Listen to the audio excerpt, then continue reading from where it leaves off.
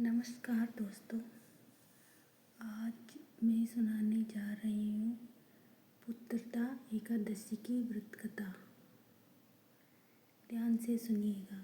इसे नारायण एकादशी, वैकुंठ एकादशी के नाम से भी जाना जाता है। इस दिन व्रत करने पर पुत्र की प्राप्ति होती है। तो कथा प्रारंभ करते हैं। एक बार एक नगरी में एक राजा था। उसको सभी प्रकार के सुख प्राप्त थे, परंतु उसके कोई पुत्र नहीं था, निसंतान थे। इस कारण राजा बहुत दुखी रहता था। उसके पास सभी ऐश्वर्य थे, लेकिन पुत्र नहीं होने के कारण वह अत्यंत दुखी रहता था और उसका राजकार्य में चित्त नहीं लगता था।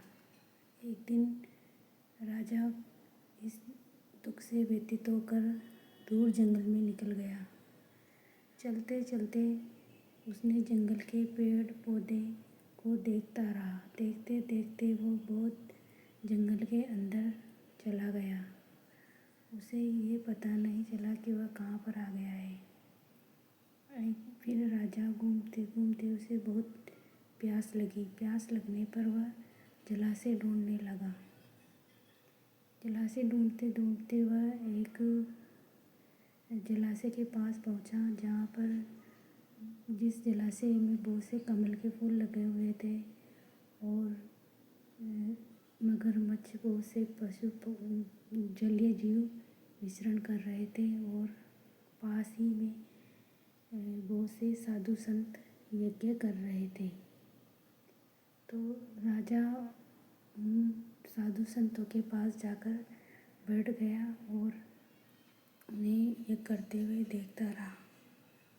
थोड़ी देर बैठने पर मुनियों ने कहा, हे राजन, आप यहाँ क्यों बैठे हो? और हम आपके इस आचरण से बहुत खुश हुए। आपको क्या चाहिए और आप वरदान मांग सकते हो, हम आपके बहुत खुश हैं।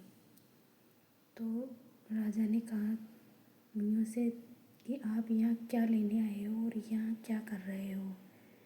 तो मुनियों ने कहा कि आज पुत्रदा एकादशी है, इसलिए हम इस सरोवर में स्नान करने आए हैं और यज्ञ करने आए हैं। आप की जो भी इच्छा हो आप मांग सकते हो। राजन ने कहा कि हे ब्राह्मण देवता, मुझे और कोई भी दुख नहीं है, लेकिन मेरे कोई संतान नहीं है। इस कारण मैं बहुत दुखी रहता हूँ और मुझे इस बात का हमेशा दुख है कि मेरे कोई पुत्र नहीं है। मेरे बाद मेरे राज्य को कौन संभालेगा और मेरे पितरों को पिंड कौन देगा, इसकी चिंता मुझे रात दिन लगी रहती है।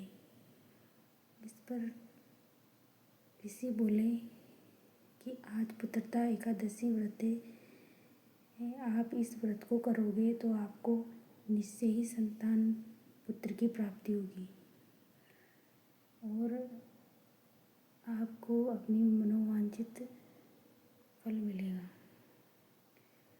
तो राजा ने सोचा तो ठीक है। तो राजा वहीं रुक जाते हैं और उन्होंने ऋषि मुनियों को प्रणाम किया और वहीं पर वह तालाब में स्नान किया और स्नान करके पुत्रदा एकादशी का प्रण लिया कि मैं आज पुत्रदा एकादशी का व्रत करूँगा। राजा के इस प्रण से उन्होंने पूरे दिन भर व्रत किया और शाम को भगवान श्री नारायण की पूजा अर्चना की और व्रत का दूसरे दिन द्वादशी के दिन व्रत का पारण किया। इतने में ही उनका एकादशी का व्रत पूर्ण हुआ और ऋषियों को प्रणाम करके वह वापस अपनी नगरी में आ गए। थोड़े दिन व्यतीत हुए और रानी गर्भवती हुई। इस बीच उन्हें 9 महीने बाद उन्हें एक पुत्र की प्राप्ति हुई। पुत्र बहुत ही गुणवान, यशस्वी और बहुत ही भाग्यशाली, भगवान को धर्मयज्ञ और प्रजापरायण यशस्वी पुत्र की प्राप्ति हुई। उन्होंने एकादशी का व्रत बड़े ही भाव से किया था और भगवान को नाम पूरे दिन भर स्मरण किया था। एकादशी का व्रत करने से उन्हें यशस्वी पुत्र की प्राप्ति हुई, जिससे वह बहुत खुश हुए और वह पुत्र आगे चलकर बहुत ही प्रजापालक, माता पिता की आज्ञा करने वाला आदर्श पुत्र बना। पुत्रदा एकादशी का व्रत करने पर बहुत ही गुणवान संतान की प्राप्ति होती है और भगवान नारायण बहुत प्रसन्न होते हैं। इस व्रत को जो भी करता है उसे अवश्य ही पुत्र प्राप्ति होती है और ये आगे चलकर समस्त ऐश्वर्यों को भी देती है। पुत्रदा एकादशी का व्रत करने पर मनुष्य को पुण्य की प्राप्ति होती है और वह वैकुंठ में वास करता है।